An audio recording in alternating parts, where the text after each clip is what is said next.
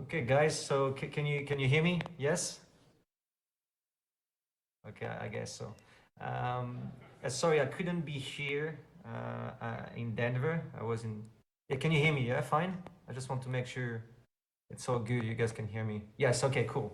Thanks. I can see some people in the front of the room. So, yeah, my name is Julien Bouteloup. I'm the founder and CEO of Stake Capital Group. I will come later to what is Stake Capital Group. So first, thank you for attending Stable Summit.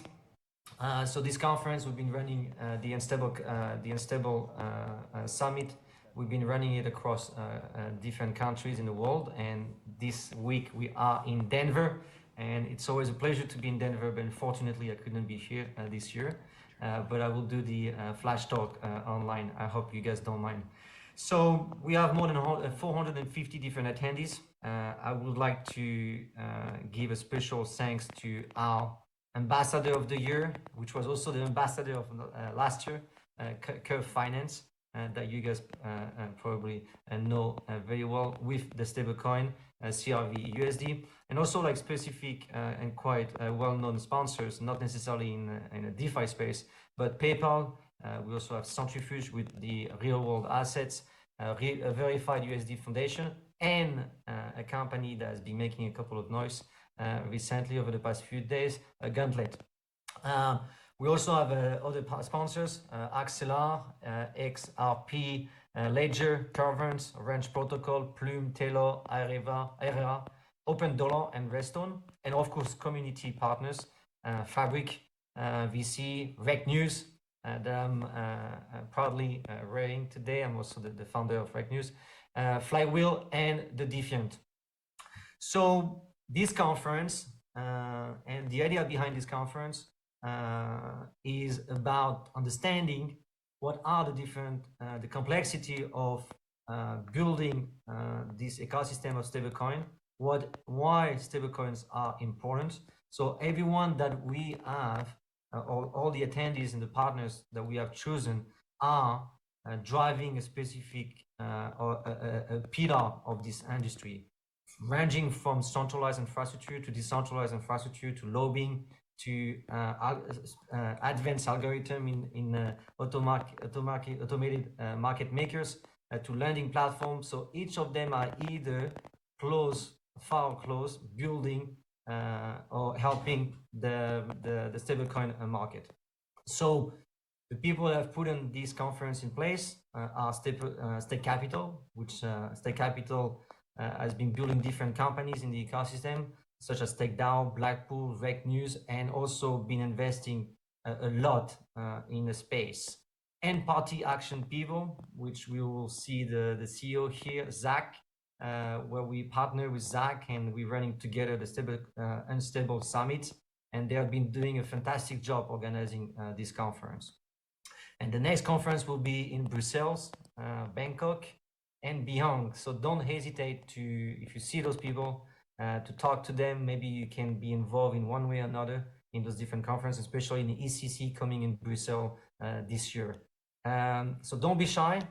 Talk to the founders, talk to the people that are here, because what we're trying to do is trying to help this ecosystem, trying to flourish the adoptions of stablecoin and see or tackle the different complexity that are related to building decentralized finance with the help of stablecoins. So we'll go over a quick presentation, but before that, don't forget, it's to meet people, talk to people. You have lobbying, you have real world assets, you have DeFi projects, and over the past 10 years, we've been trying to build this technology. We've been doing a lot of failures, but we're here to learn, build, and ship. So before giving the stage, I will go through a very quick presentation, which we've called the unstable paradox. Okay, cool.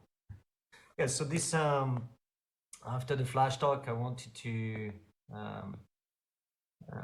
act as a little devil advocate and trying to understand as an as a community, the complexity of this space and what we've been going through over the past few years.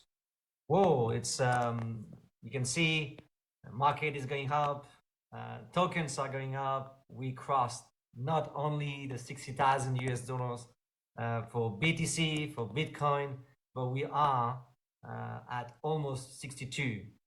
So everyone is happy. We all going to make it, and it's a fantastic space. But then you have the dark side of this graph, which is basically the understanding of the stablecoin market.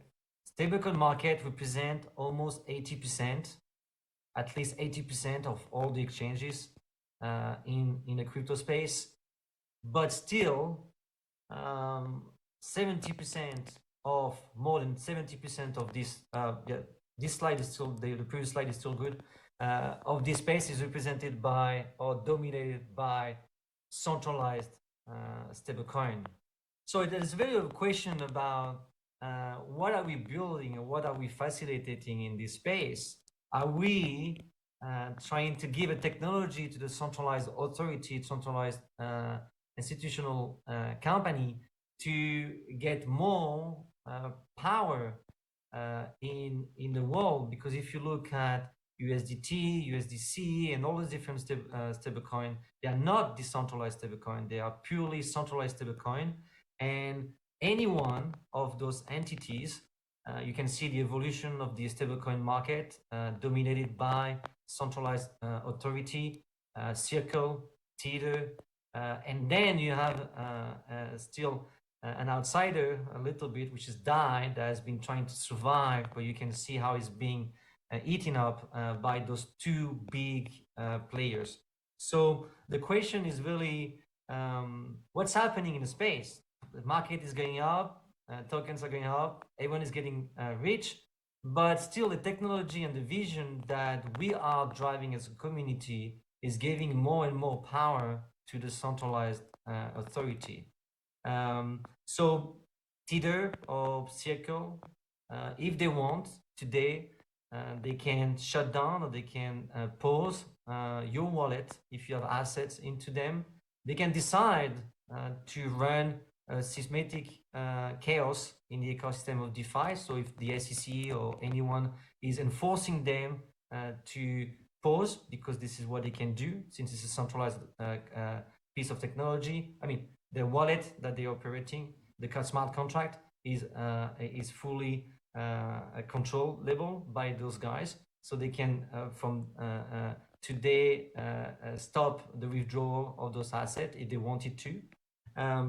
So the question is, why is this community where the vision is to decentralize the technology, to decentralize the access of this technology, is still in the hand of the people that have been driving this society in the past? Look, when there was an issue in the bank, Silver Bank, then the market, if you can come back to the previous slide, then the market, the USDC collapsed and people want for USDT. There was a massive unpeg in USDC, as you can see in the curve tree pool, showing that this market is highly driven by institutions and the banking system. So we all saying this technology is amazing.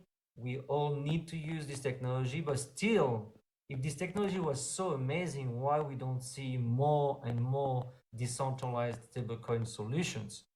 Stablecoin solutions that are built by advanced exotic derivative products, like for example, what I've attempted, Angle Finance or Frax. Why are those stablecoins not being there and represent at least a sufficient amount of market shares? Because as you can see, more than 70-80% of the market of stablecoin is taken by centralized version of that technology. So it could create a massive chaos, I believe black swan, what we call it in the space, to the entire DeFi ecosystem, to the entire blockchain ecosystem.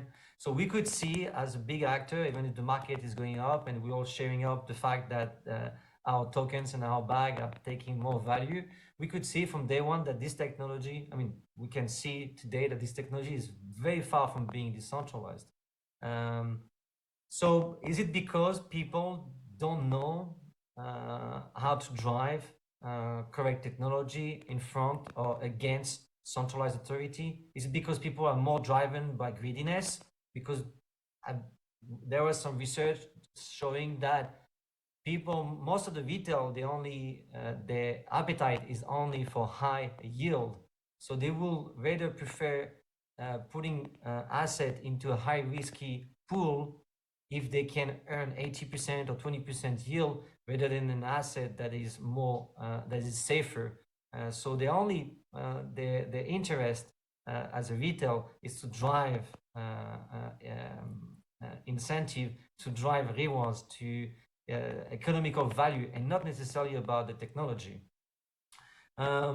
So I think what we're saying is still a lot of builders in this ecosystem are trying to find solutions to build decentralized version of stablecoin that can be used in the market and to take market shares. It's really complex, and the question that we should really ask ourselves, well, we show that retail only shares the high yield, but maybe it's also about the infrastructure, about how we run those stablecoin, how we run those DeFi projects.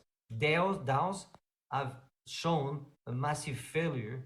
Before, you could see conference, you could see talks about DAOs, decentralized autonomous organizations, how they can help flourish this decentralized financial ecosystem. But what we've been experiencing over the past 5 years, more than that, is that DAOs just create more chaos.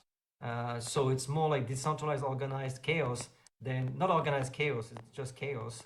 And all the people that have been running some of the major stablecoin, decentralized version of stablecoin, are coming back to centralized entity in order to push decisions.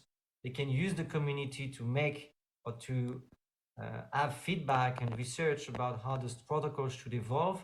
But at the end, the decisions is driven by centralized authority. We've seen it a couple of days ago with Aave and Gauntlet. There is a major problem in the space about how we coordinate decisions and how we make sure the decisions that are for the long-term success of this protocol and not the short-term economical value of the people playing with those protocols. So it's really complex, and that's probably one of the reasons why the stablecoin market hasn't been flourishing as much as we had thought previously. I'm talking about the decentralized technology that should be used, and rather than centralized authority driving the market of crypto as we've been seeing today. So yes, the market is going up, but as you can see, the market is giving more power to centralized authority, to the traditional financial players, ETF, people investing. You can see that the market is getting captured by those big players. So we have to wake up and ask ourselves, what are we trying to build? Are we actually using the right tool, or talking to the right people, or making the right connections in order to capture more markets? Because over the past 10 years, the market of decentralizations has been just going down and not going up if you compare the matrix in terms of the technology, by who the technology is being used. I think that's it. I'm not sure if people have a couple of questions that they want to go through, if this is something we can do, or otherwise I will let the floor to the different panels and talks that will happen over this conference. And again, thank you guys for attending the Unstable Summit. I think this is something, the high quality that we've been trying to put together, and we're doing this in a couple of cities worldwide. And if you can share, spread the word about this conference, that would be really highly appreciated, because a lot of people have been putting a lot of effort, and especially the people from the party company.